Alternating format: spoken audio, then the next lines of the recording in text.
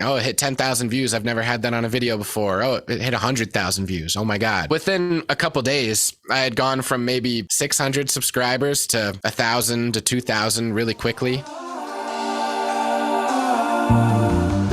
Welcome to the Gig Boss Podcast, a show about music industry and music artistry. My name's Adam Meckler, and it's my mission to get you the tools to have a thriving career in music. And Mike Malone is on the show today. Mike Malone is one of the giggingest drummers in Wisconsin, and he has a fantastic YouTube channel that's growing quickly. We talk about how he has created a sustainable way of making regular videos on YouTube. We'll talk about his penchant for neatness and organization and how that has influenced his workflow. We'll talk about how he deals with contracting in the bands that he leads. Along with his music major, he got a minor in marketing, and we'll talk a little bit about how that marketing degree has helped him in his music career. And those of you who listen know that I released a single on the 28th of November. It was indeed placed on an editorial playlist, but it took until 2 days ago. It's the 11th of December now. So it took like over a week for them to place it on an editorial playlist, and within, half a day there was like 1,000 streams on the track, and I was like, whoa. So it's pretty amazing the difference that getting placed on an editorial playlist makes. Well, here, I'll just read you what we pitched, because this is exactly the kind of stuff I wanted to know when I was first getting started pitching songs. I found what Jason pitched because he sent it to me. It says, jazz trumpeter Adam Meckler has teamed up again with producer JFab on this remix of the lo-fi track Crunchy Leaves. Meckler and JFab are a match made in heaven. Beats are lifted to a higher level when Adam plays his trumpet, this time with many crunchy layers and harmonies.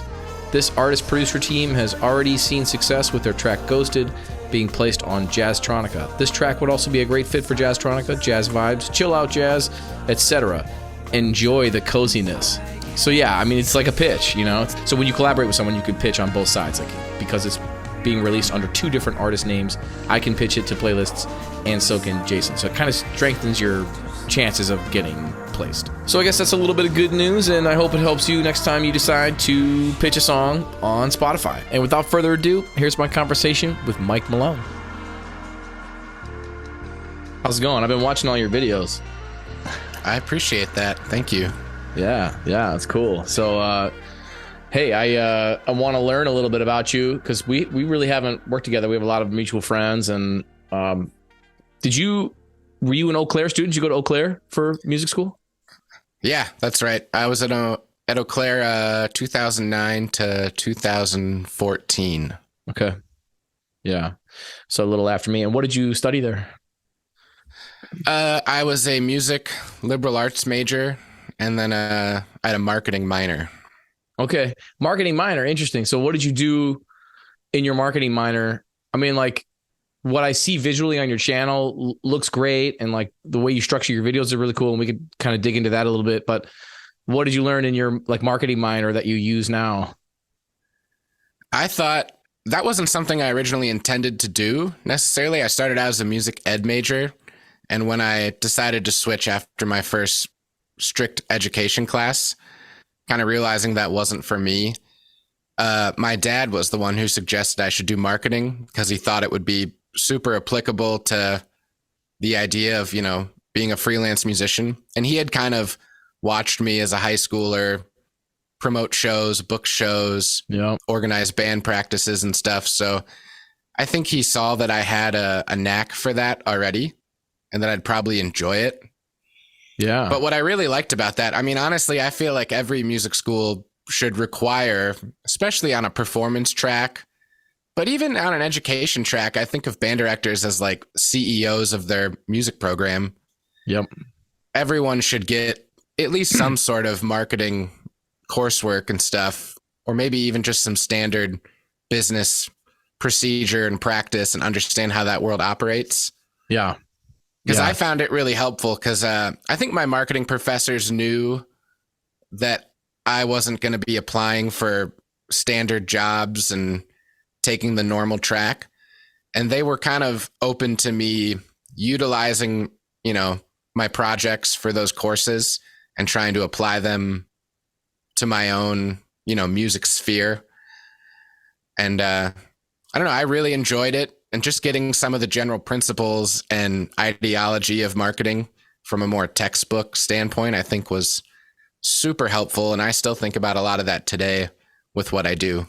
Yeah, cool. Yeah, I've said the same thing a lot, is that like, man, we really need more from music education programs. And actually one of the questions I had prepared was like, was there something that you wish you had learned in your music program that you didn't learn, but like, it sounds like doing that marketing minor really checked some of those boxes, stuff that I didn't learn that I really had to figure out on my own. I mean, I assume like some of the business stuff, because you manage, I think I learned you got that funk band Pocket Kings. Yeah. You manage all of that, and like you do all the booking for that band? Yeah, most of the groups I play with, I kind of handle the booking. I don't know. I just always gravitated towards doing that. Honestly, if someone else in the band wanted to do it, it would probably be stressful for me to sit back and not be hands-on with that. Oh, interesting. So, yeah, I think I would struggle with that. But honestly, most of the people I play with kind of enjoy that I just take the reins on that. Yeah, I was gonna say most people probably like, somebody else deal with that, please. Yeah. Yeah, I know. I think, it works out well. I think you're the same way. You like to be pretty hands-on with all the business side of that too. So you get it. Yeah. Yeah. I mean, really early on, I mean, like for me, it was more about like, I wanted opportunities to perform, and like, if you're not going to sit around and wait for someone to call, you got to create your own opportunities. And if you're going to create your own opportunities, then it's, you're learning the business on the fly. You're just like, all right, here we go. I'm going to try to find gigs. I'm going to contract them or not and learn the hard way. Like I did a gig in your area. You're in the Fox Valley area. I did a gig or booked a gig for a festival. And it was my first time where I didn't where like I showed up for the gig and they were like, yeah, we're not going to have you guys. And there was no contract, like I didn't contract anything. Oh my God. And I was like, that's awful. Yeah, it was some real, I don't know. I don't remember what the festival was. But it was like the day of, they told us, no, you're not going to play.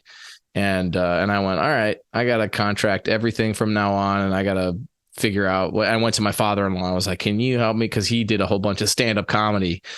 And it was like, he sent me his performance contract that they used for their travels. And I kind of modified that, Yeah.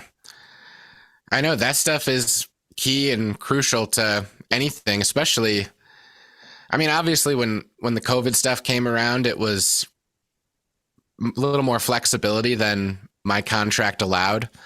But, even now, more important than ever to kind of have all your ducks in a row and plan ahead and be protected to a degree. Yeah. Yeah. Yeah. You're playing a lot. What's your like yearly gig load look like?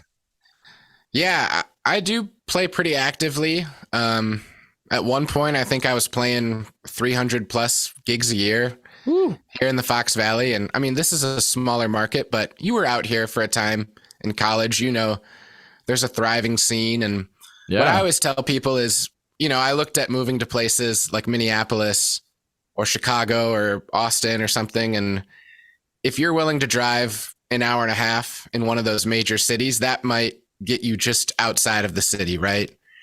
But where I am, at least in Oshkosh, I could go to Green Bay, Madison, Milwaukee, Central Wisconsin, Door County, all within an hour and a half, maybe 2 hours at the worst. So yeah, there's a ton of places I can go to quickly.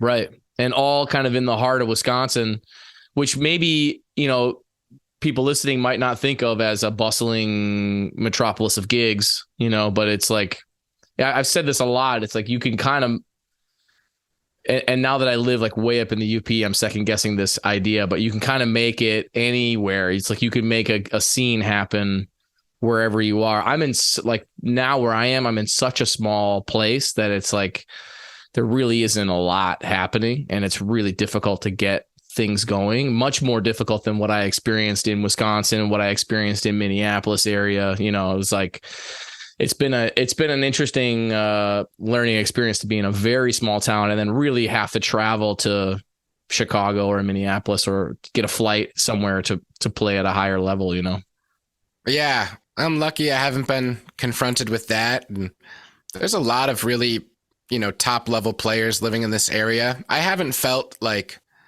I can't find players to do the things I want to do musically. Yeah.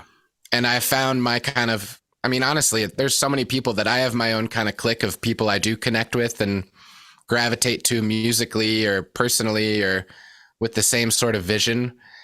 And I feel like there's a lot of opportunities for us to challenge ourselves, write music, play in cool places, play for good audiences who are listening, or this jobbing side of things, weddings and wine bars and casual gigs. Yeah, there's work that you don't necessarily have to create. So along those lines, like how, in terms of percentages, what percentage of the gigs you're playing are gigs that you book and you created versus gigs you're getting called to play as a freelancer? Yeah, I would bet 75% of the gigs I'm playing, I booked or had a hand in. Wow. I'm lucky. I have a few people who are aggressive at booking and call me to play, and I'm grateful for them. Yep. Honestly, sometimes I feel like it's to my own detriment that I, book most of the gigs because I might lock myself down quickly or far ahead and then get a cool call last minute to play something and I'm not available, or I try to limit how often I sub out. I don't try to one up gigs. Oh, this one pays a little more. Let me shift to this one and find a sub. Right. Maybe once in a while, especially if it's a cool opportunity. But yeah, most of the gigs I'm playing, I book. And it's a lot of places I've played before, standing relationships with places. Right. So are you then, because you're booking, so I did this for a long time where I booked tons of bands and I took no money for myself. And in hindsight, I wonder how good a decision that was. I mean, like in terms of burnout, like when I got to that next level and was playing with Youngblood and Nookie Jones, it was like, we had systems worked out. Like if you do this extra work, you're going to get extra bread for that work. And I think that's healthy for morale. Are you doing that for yourself? Are you taking a cut of gigs where you do the extra work where you're bringing, I saw in one of your videos, you're like bringing lights and you're bringing sound stuff and you're bringing cameras and stuff like that. Like, are you getting a little extra? Are you doing 10%, 15%, something like that? It's not always a strict percentage. Definitely with that, like, the larger funk band Pocket Kings, there's 7 or 8 people on stage. Yep. So booking it is a challenge because it's not like I can book a $300 gig and that's going to make everyone happy. Right. So they're, higher price tag gigs. And there's also more work that goes into organizing set lists, making sure the charts are there. Everyone knows where to be when. Mm-hmm. And then on top of that, I usually do run sound and bring the lights and stuff. So I do get a pretty healthy cut on top of that. But once in a while, like we played a gig a couple weeks ago and it was a smaller brewery thing, like a Black Friday morning party. And I didn't take an extra cut just because it didn't pay a lot. And so I'll be a team player once in a while on that stuff. Yeah. But a lot of times I'm able to take a nice cut where it makes me really excited about all the extra work that goes into that. Because I could get into a gig a half hour before and probably be set up in time for downbeat if we're not doing like sound checks or a lot of extra stuff ahead of time. Right. But when I'm bringing sound and lights, I think 90 minutes ahead of the gig would be like really cutting it close. Yeah, because you got sometimes 2 hours. You got to set up that drum set too. Like that could take 30 minutes, if you're going slow. I've got it all down to a science, and with how much I've gigged over the last 10 years. I don't really like to interrupt the flow of things and like, all right, let me bring a different drum set today because that'll be the same, Yeah. So, yeah, I can do it quickly and I've, learned to be efficient with it. But it's a lot of work with drums, PA, and, now everything is more complex with PAs you're going to mic more instruments just for the sake of having in-ears or something. Mm-hmm. Can't just be always like, throw a mic on the kick drum and put the vocals through and we're good to go, because the guitars have amps or something. Right. Try to do a little bit more now once in a while. Yeah. So I want to talk a little bit about your YouTube channel and how you grew it. When did you start making YouTube videos? Yeah, I was thinking about that in preparation to talk today. I think sometime in college is when I probably first signed up. I got like, those Zoom audio recorders. I Yep. had one of those in high school. And then in college, I remember they came out with one with a video camera Mm-hmm. built into it. So, the audio didn't sound as terrible. But I think I would just take that to gigs and once in a while, like post a video, mostly for the sake of like, all right, this is what my trio sounds like. So I could Yep. try to book gigs. It was mostly for marketing purposes. And then I did that through college and I did a little more. At some point in like 2016 or 2015, 2017, I don't know for sure. I did try to get a YouTube channel started with recording some drum covers and such with, microphones and multiple camera angles. Yep. And I think I lasted for, I don't know, 7 to 10 weeks of putting out a video every week and coming Yep. up with something to do. Did you notice a bump when you did that? Like when you were consistent for 7 to 10 weeks, did you notice, or was it nominal and it was so much work that you were like, I can't keep doing this? Yeah. At that time, I was lucky I wasn't teaching out of my home, so I could sort of just leave stuff set up however I wanted. So, Yeah. and come in and play and be ready to go. But I think I got discouraged because I was taking on pretty like hefty projects of like trying to learn this whole thing or play a cool drum solo over this and that. And so I think I just got burnt out on trying to keep up with doing that every week. That's a little exhausting. Yeah. I mean, I was going to say, like, watching some of your videos, you've got these great transcription videos where you've got the drum transcription on the bottom part of the page, and then you're playing the transcription along with the video. In some cases, it's blurred out now for copyright reasons, I would assume. But like I was watching you did a bunch from the Silk, maybe every Silk Sonic song. Did you do every song from the record?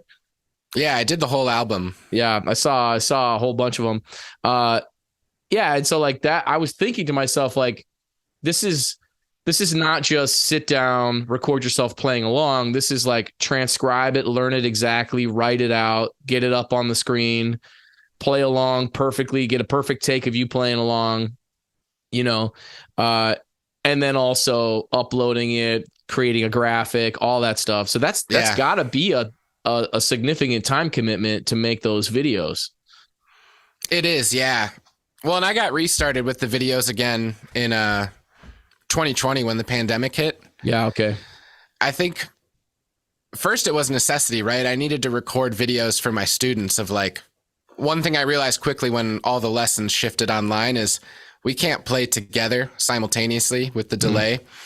So it's like, all right, our, face-to-face lessons will be more of like a contact and catch up and let me hear you play. And then I'll send you links to videos of me playing, whether it's a warm up or an etude or a, drum set solo we're working on. And I'll have a count off and I'll have a few different tempos so you can use it as a practice tool. Mm-hmm. And then I think, I don't know, within a few weeks of everything being shut down and kind of realizing like, yeah, I don't think I'm gigging or making music with anyone anytime soon. I just decided like, well, let's do a transcription of a jazz solo or something and post it.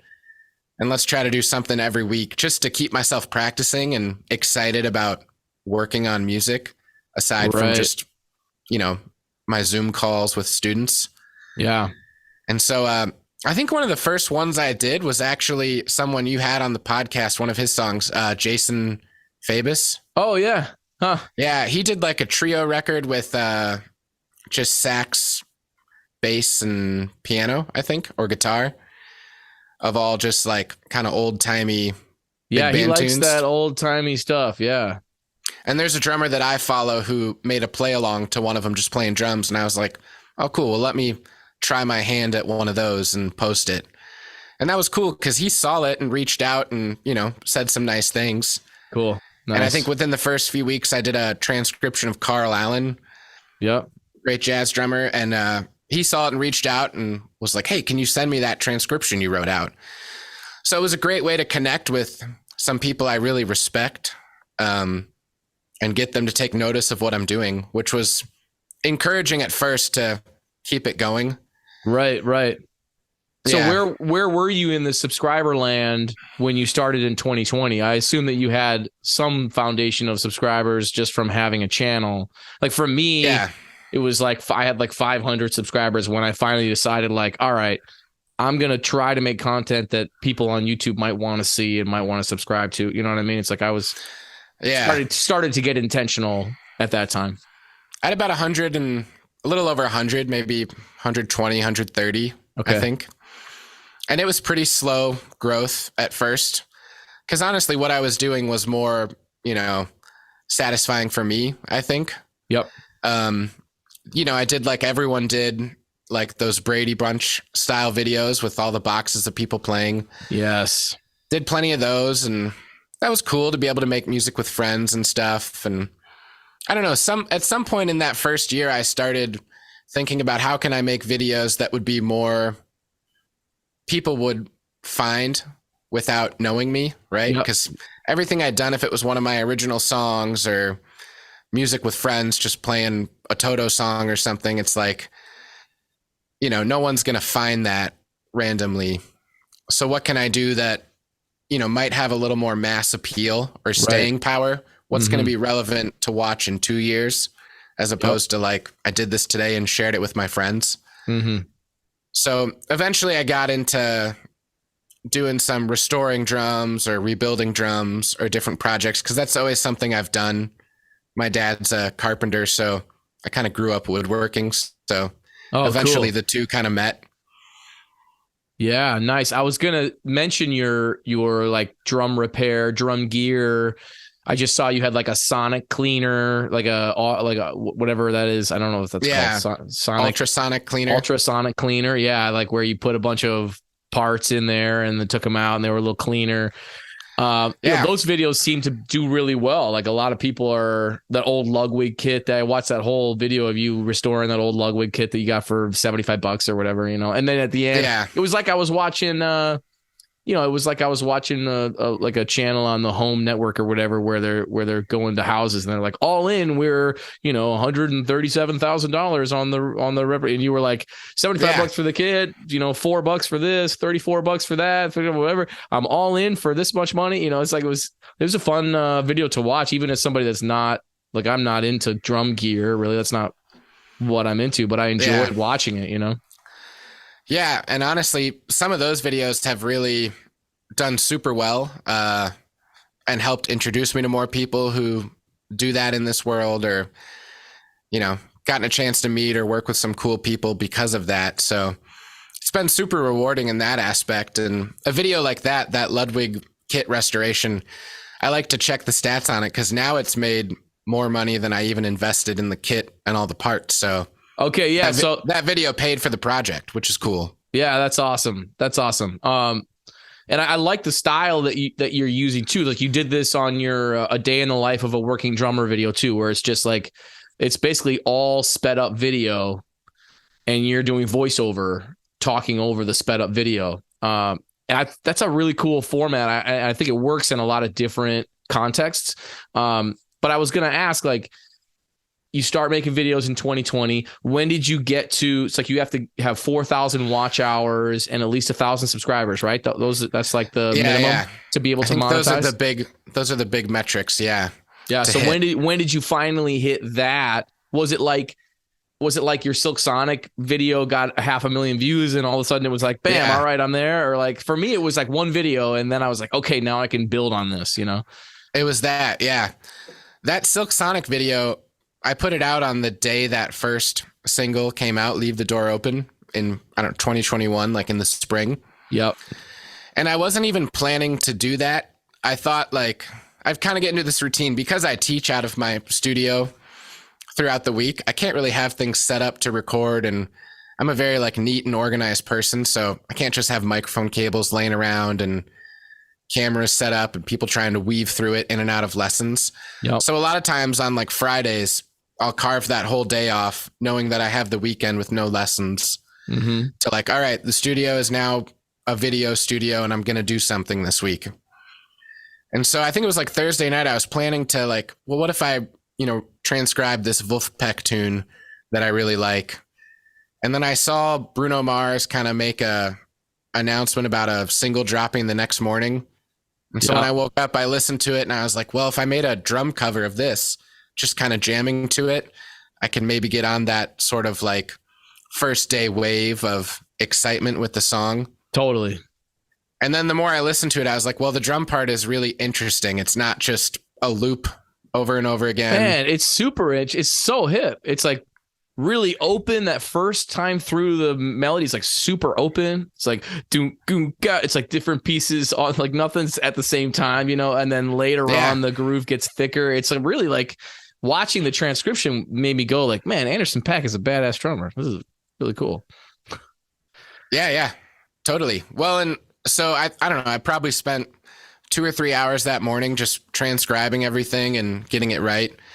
And then I kind of committed like, let's get this out today. So then I spent an hour or two, you know, playing it. And that one wasn't so complex because it's slower.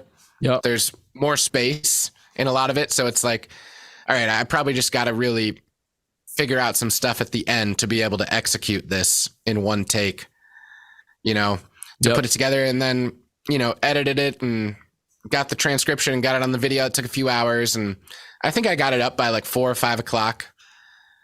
I'm pretty sure I had a gig that night because I remember going to the gig and I had shared it to some Facebook groups and stuff related to, you know, drum sheet music or drum covers and things. And yeah, it took off pretty quickly. That was definitely my first viral moment, I guess.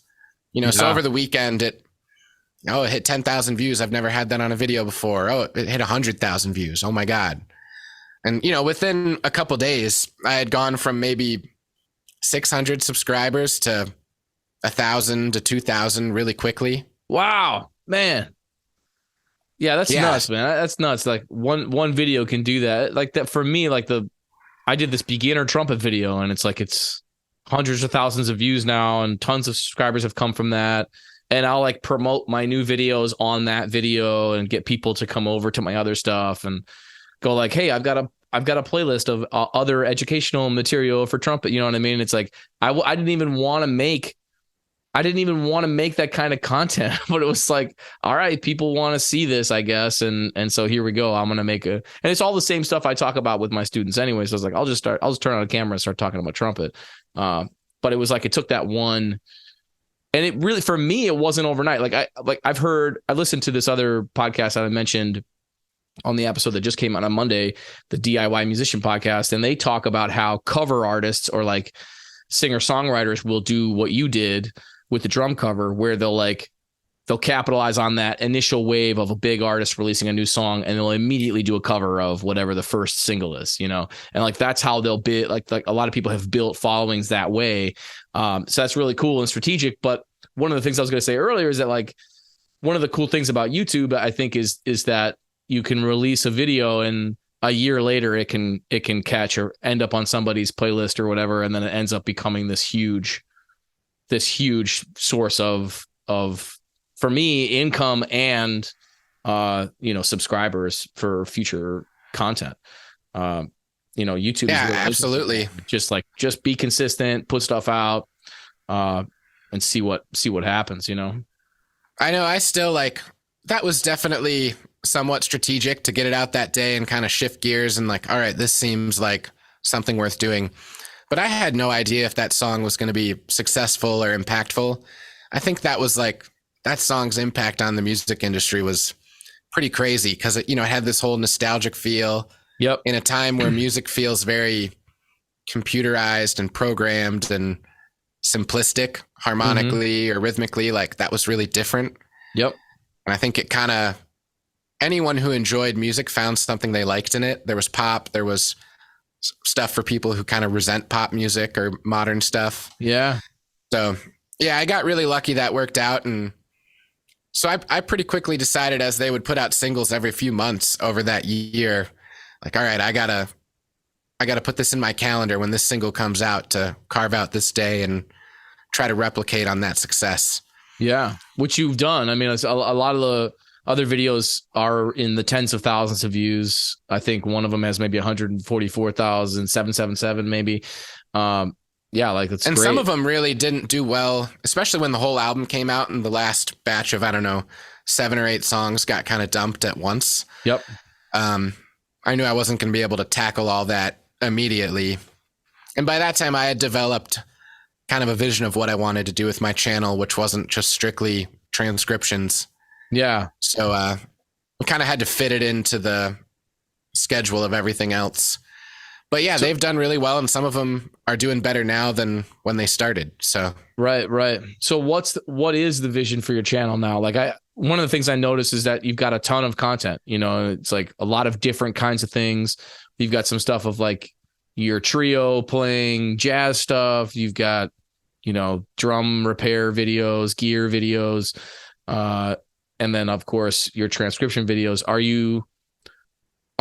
you now taking all of this information as data and going like, okay, these are the ones that people want to see, and now I'm going to make that kind of stuff? Or are you continuing to kind of throw stuff at the wall and see if something aligns better with what you want to do? yeah, I think it's a little bit of both. I'm still surprised, even, you know, I've been doing this close to 3 years now every week, and I'm still getting surprised when I put something out and think like, no one's going to watch this, or this is just filling space until the next interesting video, right?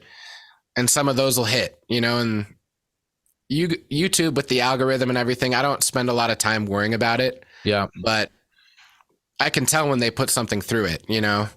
Yeah, The totally. numbers are a lot different than what I would typically see. But even the thing I did put out yesterday, I kind of thought that was just going to be like, all right, well, I have to release it since I put all this work into it. And it's doing okay, and I think that one will have staying power over time. I think about the videos a lot, especially now that I'm monetized and videos are able to generate some level of revenue for me. Yep. I think about them like investments and buying stocks, like, or a savings account. Like, all right, you put this away early and check on it in a year, and it might add up to something, and there's a compounding interest effect of like, well, now this video has tens of thousands of views, so more people are going to flock to it and watch it because it stands out, you know, in the whole world of videos that are out there. Yeah, like, you know, one of the things that I've learned now, like researching this stuff, is that a lot of YouTubers that make their living on YouTube, they're making their money a different way than ad revenue. Ad revenue is a small portion of how they make their income. So I guess I have a couple questions related to that. A, have you gotten any kind of sponsorship deals, or are people sending you gear? Like you do some like Bosphorus unboxing cymbals videos and stuff like that. Is Bosphorus sending you cymbals? Is that one like extra way that you're able to kind of capitalize on the success of your channel? Or have you considered, the other question is, have you considered selling any kind of merch, creating any kind of drum merch to sell on your channel? I have, yeah, and I'm kind of open to things evolving as the channel grows. I've had a few companies send me things to try on the channel. Last year, SE Electronics, they make really nice microphones that I've used before. They sent me a few mics, one to do a review, and then one just as a thank you for making the video, which was cool. And that stuff I use on my gigs and I enjoy using. So nice. To me, it's not just like, well, they sent me something and now I gotta throw it somewhere and never use it again. Right. So it was actually useful. I put out a video last week on a percussion. They make kind of effects and percussion accessories. And I didn't reach out to him in advance to let him know I wanted to do this. I just was like, well, I'll make it on something I bought and really like. And he reached out that day and said, hey, I want to send you a box of stuff. No pressure to make a video, but one, as a thank you, and two, I appreciate seeing people who like work in music, not just make videos, use my stuff and appreciate it. So right.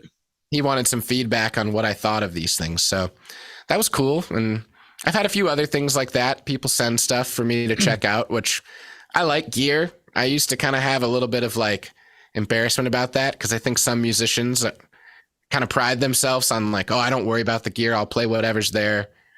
I don't know. Yep. I enjoy it. I worked in a music store. I like that stuff. Yeah. So, you know, it's interesting. Ian Allison said a really similar thing on the podcast on his episode where he was like, the thing that I always thought, what he said was like, the sound is in your fingers, man. It's like, that's what he always heard as a bass player.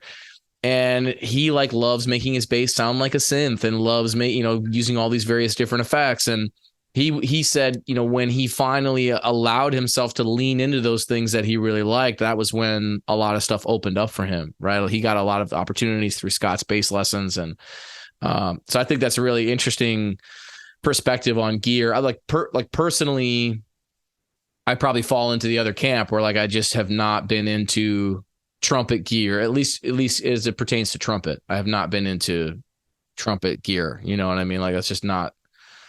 I know so many trumpet heads that are like obsessed with mouthpieces and like all these different things, and it's like that's never really been, it's never really been how I operate. So then my idea is like, oh, what's the thing that I love that I can lean into that kind of makes me nerdy and interesting and that I can lean into on the internet to maybe, build a following. Yeah. And I think the drum world is kind of unique with that. Like, when I was in college, I got to see how kind of every, group of people playing an instrument kind of chit chat about their instrument or talk shop and stuff. And Eau Claire has like a really distinct trumpet culture. So yes, it does. They all play the same horn and they all play the same mouthpiece. And man, and they all sound great. Yeah. So, I mean, I can relate to that. I think maybe drums is really unique because there's so much that goes into an instrument. Yeah. Like, and I'm probably speaking as someone who doesn't know, but with trumpet, I think like, all right, you got your horn, you got your mouthpiece, and you got your mutes, and then you can buy a fancy case or something, but there's only like, 5 or 6 things. And really like you could get started with 3 things and kind of be well equipped to go do a lot of things with your instrument. Oh yeah. I mean, like drums. Some of my favorite trumpet players in the world is like, they're just using the same box Stradivarius model 37. It's like, that's it, Yeah. Nothing fancy. $1,200 3C mouthpiece, right? Yeah, man. That's what they all use. But with drums, there's so much because like even for a kid buying their first drum set, it's hard to even find a pack that comes with everything you need, but you need the actual drums. You need the hardware, the pedals, the stands. You need cymbals. You need a throne. You got to pick out the right kind of heads for your situation. Like it's a little bit overdone and some of it annoys me in the drum world because like there are companies marketing like specific cymbal felts, just the felts for the stands that like these are made out of a special foam that's going to make your cymbals resonate more, and then there's all the accessories and things you could grab quickly to augment your sound or different things. So it's kind of overwhelming, but I think drummers have so many options of things to kind of customize their instrument that's like there's a big demand in market for people like talking about those things or making those things with a DIY approach or modifying instruments. So it's worked well for me, and that's before I was even making that stuff, I always watched channels that were doing things like that. So it comes very natural to me. Nice. So what about merch? I mean, it's like there's a pretty, it maybe feels weird to even think about that like you could be a person who people want to buy merch from, but like, when I see channels that do it, this is something I haven't done yet, but I'm sort of planning on like a hat with a trumpet on it. You know what I mean? Or like something simple. Doesn't even have to say my name. Just like a hat with a trumpet on it, I agree. Yeah. That's stuff I think about, doing one day. 'Cause it's so easy to set up like a merch shop where you don't have to purchase inventory. Exactly. Yeah. And worry about making money. So it's something I'll probably do down the road. I kind of made a commitment that with my channel, I don't want to like over present myself too quickly. I want to build up a relationship as like, I don't want people to be offended or annoyed by me trying to like turn my channel into a business too quickly. Right.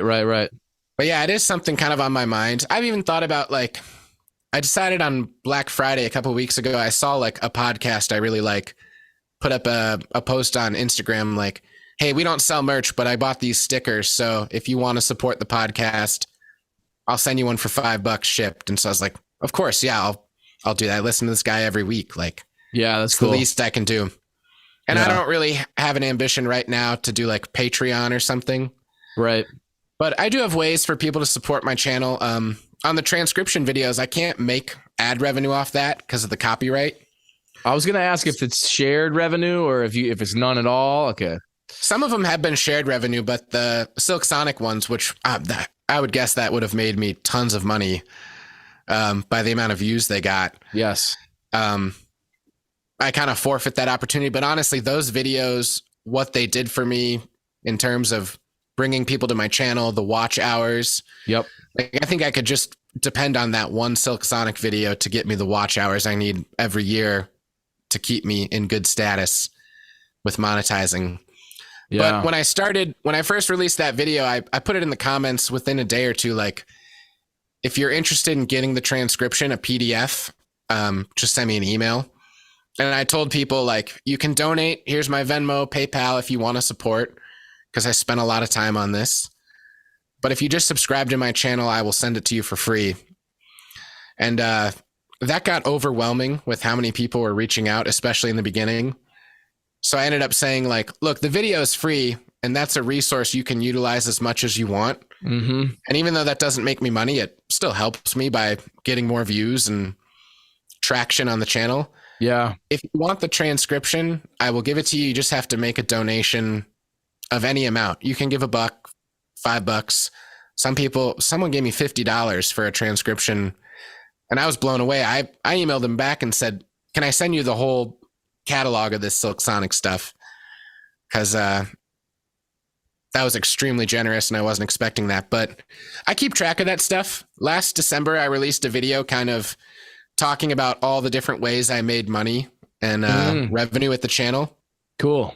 And I think I maybe did not watch that. I'll watch that. I did not watch that that. one. Didn't get a lot of traction. I'm going to do it again this year in a few weeks. Okay. Because I think that'll be, there's a carpenter who I follow who does that every year, does like a subscriber update, revenue. And he really is very transparent about, this is money I took from advertisers, or this is, products I was given for free and the value of those right to try out. And I really appreciate that, because like, as someone who's aggressively working to grow my channel, it's nice to see how someone with 100,000 subscribers, what could this grow to if I really work at it, Yeah, totally, man. And so along those lines, do you foresee, increasing what you're doing with your channel and decreasing other things in your life? Like I know you're teaching drums out of your home, you're gigging a boatload. Do you imagine that maybe someday the balance will shift a little, or is that just something you deal with as it comes? Yeah, I kind of deal with it as it comes. I love playing live, and I love teaching. I never thought I would love private lessons, especially with younger kids and beginners, as much as I do. Yeah. And honestly, that stuff really helps give me ideas and things I can do with the videos. I don't do a lot of lesson videos, but it's something I might. I have a second channel where I just dumped all those videos I made for my students. Okay. Of kind of like playthroughs and stuff. And I've thought about maybe investing more energy into making those higher quality and redoing them. Because for all my teaching, I just write my own worksheets and such for students. I'm pretty good with Finale. So yeah, I do a lot of that too. Yeah, and I've realized that's a skill. And like, I haven't tried to put a book together. But when I put those videos up, people find them. And I had it in the comments, like a Dropbox link if you wanted to download the free PDF. And that's been cool. So it's something I might invest more into down the road. Yeah. I see a lot of people selling PDFs, $5 PDF, $10 PDF, things like that. And, it's interesting to hear you say, like, I'll give it to you for free. And then the response was so overwhelming. It became like, all right, make some kind of donation and I'll give it to you. I think musicians sometimes are like hesitant to charge money for things, even when it comes to gigs. Like, that was one of the things I had to learn really early, was like, oh, I can actually charge a lot more for this kind of gig than I've been charging. And actually one of those moments for me, and maybe you heard me say this, but there was like a private party that Gianna's trio got asked to play, and it was like at this guy's mansion, and I was like, yeah, how about $600? And it was like it was the three of us. And they were like, yeah, sure. Perfect. Sounds good. You know, it was $600 was nothing to them. There was zero hesitation. And I went like, okay, I got to find the point where there's a little bit of hesitation and then maybe a little bit of back and forth. You know, it's like, I didn't say it. I maybe should have said 1,500 and then they would have said, could we do 12 or could we do, you know what I mean? It's like, then you're making a little bit more money. But yeah, you know, I wonder about this aversion to, my dad was like this. My dad owned a cell phone store and he would go, I can't charge $34 for a car charger. Adam, like, I only pay $2 for it. You know, it's an aftermarket car charger. And I was like, Dad, at the mall, they're charging $35 for that and everybody's buying them, you know? But it's like, there's something in us that's like, we shouldn't charge for this stuff. But really, it's like, you know, you're doing this transcription work. You're spending a bunch of time on the video. I think it's great that I didn't think to put like my Venmo on my channel. Actually, I should just do that. I haven't done that myself. Think so. I know YouTube has like it's a newer feature, like a give thanks, or I know if you do live streams, you could do a super chat. Right. You know, I'm a huge NFL fan, like diehard Packers fan, and there are channels I consume every day, and I feel like twice a week I'm paying $4 to get my question answered by the podcast host. Yeah, and, right. That's very Twitchy, right? That's like Twitch does that. I think so. Yeah, I haven't messed around with Twitch much or consumed it, but yeah, I think it's kind of akin to that. Yeah, cool. Yeah, I've seen other sites adding the ability to have a tip jar and things like that too, which I think is helpful. Spotify has like a thing now where you can do like a charitable cause or something that you care about. It's like, so you can have people donate to it. But it's always interesting, man. I always see people like, if you're a musician and you have a platform, you should be driving people to spend money on these various different things. And I'm always like, yo, it's hard enough. Like, yes, I care about causes and I want people to donate to causes, but also like, I am a musician and I have bills to pay. And if I were at the next level, like way up, and I was making enough money that I was like really comfortable, then it becomes like, okay, how can I use my platform to like really make a monetary difference in the lives of others? It's like musicians are making a difference in the lives of others all the time. Essentially, we're putting our souls into our music, and it's, you know, it's obvious when you're at a show and you're playing for people. It's obvious, you can feel that energy in the room. But yeah, it's I'm always grappling with that, like how concerned should I be with this stuff? How you know, how much should I be focusing on art and how much should I be focusing on monetization, you know? Yeah, I deal with that a lot, especially with the channel of like, should I try to make something that I think will result in more revenue for me, or should I just try to make something that's fun and a cover of my favorite song and I can't monetize it because it's going to go to the copyright holder? And I don't know, I try to do a give and take of each. I think that's part of the reason I do a lot of things to make my income as a musician, between teaching, gigging with bands, playing at church gigs, or recording other people, and with the content creation. So I think the channel kind of reflects that, with doing a variety of things. I think if I did a transcription every week, I would burn out. Or if I did a drum cover or a drum restoration, I'd never be able to keep up with that on a weekly routine. Yeah. So, and it's important, right? That's a super important balance to find. It's like, you have to find a place where you can do it regularly, where it's not so much work that you're going to burn out. Like, that's so important, because doing it regularly is a huge part of building. Yeah. And I don't know, I think people may see my channel and think I'm doing this every week, but a lot of the stuff that gets released, I might wrap up those videos a month or two prior, and they just kind of sit waiting to be released. I kind of have, you know, ebbs and flows of when I'm really aggressively filming and editing and recording voiceovers. And like right now, I haven't edited or worked on a video since the beginning of November. But in the beginning of November, I wrapped up like 6 or 7 videos between end of October and before I left on this trip in November. Yeah. So you're ahead of it. You're getting ahead of it. You're scheduling them. You're like putting them up and then scheduling them. Yeah. Always. That's great. When I first started, it was just like, all right, what can I do this week? I got it done on Sunday so I can release it on Monday. Yep. I feel like I've never really been able to get ahead of it. I've tried with the podcast, like try to do two interviews a week. Like maybe I can do 2 interviews a week, and it's just like it gets too crazy. And then I'll get ahead like 3 weeks, and then I'll be like, okay, I can breathe. And then all of a sudden it's the week I got to release a new video, and I'm like, oh no, I gotta, you know what I mean? It's like, it's hard to stay ahead. I mean, with video with anything that you're doing that really needs that consistency, you know? Yeah. And early on, I remember we have a mutual friend, Jake Crow. Oh yeah. You went to school with him? Yeah. Yeah. We went to school together. We were working on a cover, and, you know, it was down to the deadline of like, this is going out tomorrow and I need your video and you're recording now. And it's like, it wasn't going to happen. And I had to put together a whole video in an afternoon. And so that was stressful. So now I try to put myself in the position where it's like, oh yeah, this won't come out for 2 months or 3 months. Right. Which has been helpful. And honestly, I try to take advantage of, you know, I have a pretty good mobile recording rig and a way to do things. And especially when you play larger scale shows, you can get a board mix so easily. Yeah. From a front of house guy, if they're friendly. So every once in a while, I'll try to bring a camera or two down to a gig and like, well, I'll just record this gig, and then I'll have a couple videos from it that I can release whenever I'm in a bind or a pinch, you know? So, and some of those have turned out, I thought they would just be like, all right, this is just a placeholder to get me through.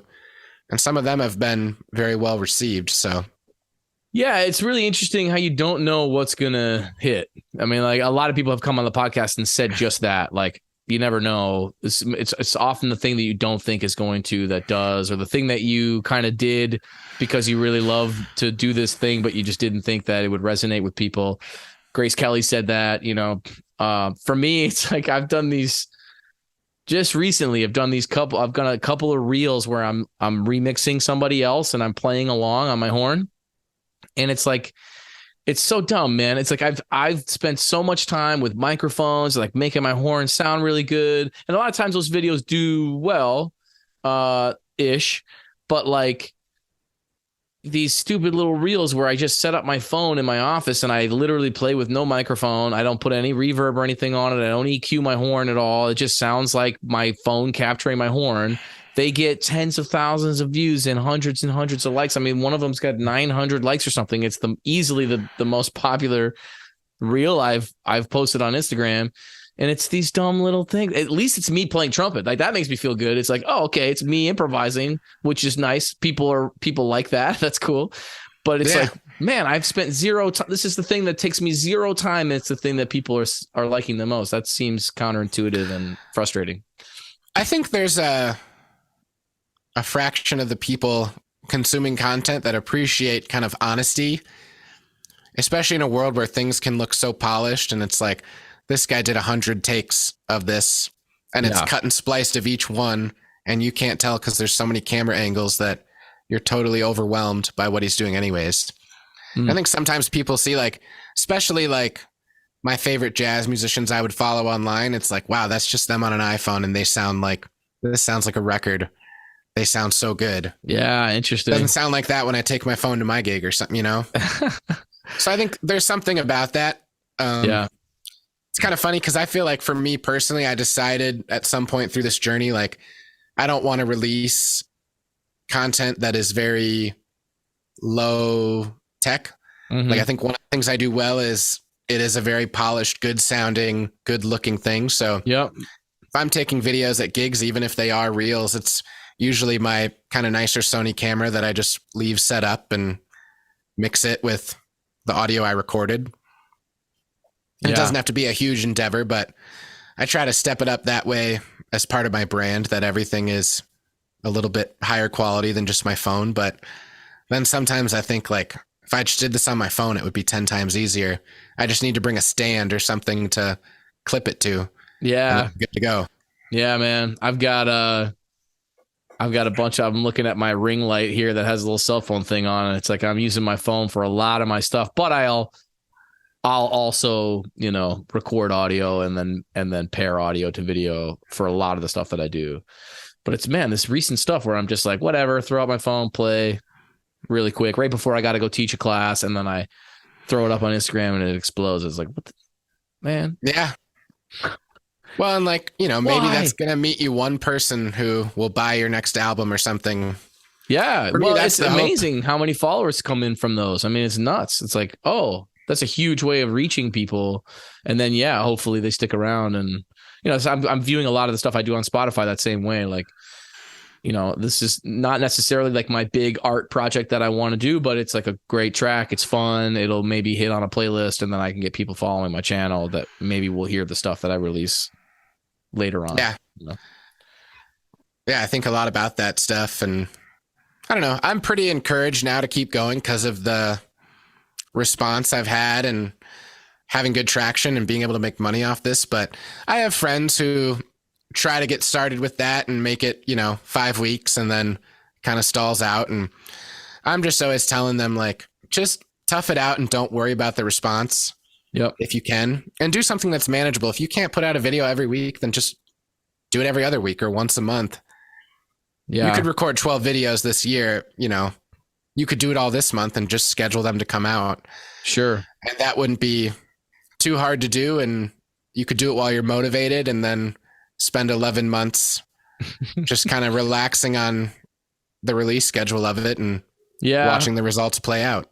Yeah, I very much prefer the approach of myself, or at least mentally thinking of it like habits over goals. Like I want to create a habit of doing something more so than I'm focused on the goal of what that might accomplish. It's more about the habit. So if it's about the habit, then it's like keep it small. See if you can do something, once a month, once every couple of weeks, whatever you can do, keep it manageable, create the habit, and then build on it as it grows, Yeah, I say that to a lot of people too, that getting 1,000 subscribers is not a realistic goal because you can't control it. You could make great videos for 10 years and no one will see them. Mm-hmm. But, a good goal is, I want to make a video every week, or every month. And some of my videos, they take a lot of time. I've been kind of putting off editing this huge 5-day recording studio trip I had. And I can't even get myself started to do the voiceover. I wrote the script and it feels like a novel. Wow. But so you write and read then? You like write the script and read it when you're doing those voiceovers? Yeah. Well, and like you were talking about with kind of the sped up time lapse videos, I found that to work really well because like when I first started doing the videos, I really didn't know how to edit like someone who makes videos. I would just play it on the screen and then try to talk about what's going on. And it didn't work well. Or it's like, man, I have nothing left to say. And putting this drum head on has 10 more minutes left to go. And once I realized it's like, oh, I can actually drag it to be the exact length I need. So that clip might be 864% sped up, or it might be 2000%, whatever I need to cover that statement I'm talking about that's relative to what's showing on screen. Okay, so you're editing the video to the voiceover audio that you wrote out. Yeah, and I'll write the script kind of going through the footage to make sure that I kind of catch everything I need to talk about, or like, oh, this was unexpected and I had to adapt my plans here or something. But yeah, that's worked really well for me. And I think I kind of have like a style and a presence to my videos. And like, there's a lot of cool little things that I feel like people probably don't even catch, but they're kind of uniquely mine. Yeah. Like all the backing tracks I've recorded myself. Oh, cool. I get kind of drumless tracks from a guy who has like libraries of that stuff, another drummer, and I just record to him. Nice. So it's all original music. And always at the end, I drop the sticks and kind of the song just cuts out. It's kind of a cool little thing I like to do. And yeah, it's helped me kind of develop a personality with it. Yeah, that's fun. I remember in the Ludwig video, you said like, and if you're listening to the music behind the video is this drum set, Yeah. And also here's a demonstration at the end of the video, but yeah. Yeah. So it's really cool. And like, I don't feel confident enough to be able to like say, hey, I'm a professional videographer. Hire me to shoot your coffee shop's next commercial. Yep. But I have had bands that reach out and say like, hey, I love the way you did this, jazz video in your studio. Can you record a demo for my band, just video and audio? Mm-hmm. And so that's even, been like a side effect of that. The channel is just a virtual business card. last year around Christmas, my trio, we just recorded 3 or 4 Christmas songs and kind of, put some decorations around and released them. And I never had demos to send clients for holiday parties of Christmas songs. It was always like, here's what we sound like. Here's Girl from Ipanema. And then imagine we're playing Jingle Bells. Right. And we could do this for 3 hours, Yeah. So now you can send them Jingle Bells and go. Now I can send them video and they're like, wow, you guys play Christmas songs. And it's like, that's gotten me gigs from that too. So it's not always just the direct income stream from YouTube, but utilizing the marketing perspective of it. Yeah. And a lot of people are doing like virtual lessons with people that they find them on their channel and stuff too. Have you doing any of that? Anybody reach out for lessons ever? I have. Yeah. I had a guy from Toronto a while ago. I have a project called Jazz for 90s Kids. We just kind of like the Scary Pockets idea, but we're a jazz quartet playing songs from the 90s, whether it's TV or pop music or video game music, and kind of rearrange them for a jazz group. Cool. And a guy really liked one of those, and I gave him, 3 or 4 lessons over a couple months. Yeah, nice. Awesome. Well, hey, I'm going to link your channel in the description of the show. So anybody that wants to check out what you're doing can find that in the description. I'm curious. We touched on this a little bit. Was there anything that you didn't learn in your music program? We got a lot of people that are major in music that listen to the show, that you wish you had learned in school that you had to learn the hard way. Like maybe pick one thing that stands out the most. Yeah, I think if you're a music student in college and you have not tackled recording yourself or utilizing the internet and kind of all facets to at least catalog your work or make you presentable to people, whether that's building a website, Facebook page, Instagram, designing a business card on Canva or something, you have to figure that stuff out, to be successful, even if you are going to find a job that pays you a salary, but especially the recording aspect, just being able to record yourself, video and audio, and put it together to be able to showcase what you do. Because even if you're a band director, my friends who are band directors, they had to do that stuff during COVID, put together montages of their kids and whatnot. And oh yeah, I think students like that. I think you can't really get around without being able to do that now. Yeah, it's amazing, man. It's like that's a big thing that I wish I had spent more time learning. A big thing. Well, awesome, Mike, man. Thank you so much for taking the time to talk to me. I appreciate it. Yeah. Thank you. And thank you for listening to my conversation with Mike Malone. If you dig the show, please tell a friend or share it on social media. That helps us out. We developed an app called Gig Boss that's free on iOS and Android, and it's a way for freelance musicians and band leaders to organize their careers, their schedules, and finances. And there's lots more in the works, and it's totally free, and I'd love it if you download it and give it a try to organize your stuff. There's also a Spotify playlist of all of our guests that are musicians and a Facebook group where we hang out and talk. And that's it. Thanks for listening.